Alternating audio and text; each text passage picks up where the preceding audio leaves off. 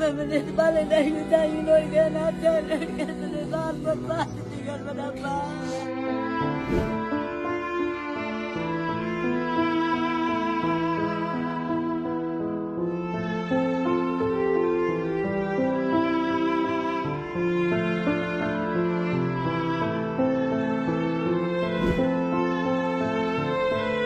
दस अफराद थे, इसमें मैं और मेरे अब्बू दो रह गए बाकी।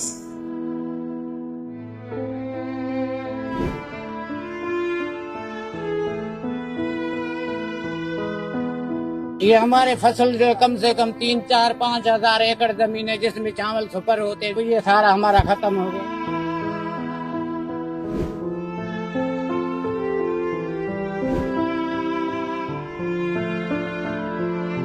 खानदान में बहुत लोग थे, पता नहीं कहाँ कहाँ चले गए बारिश में।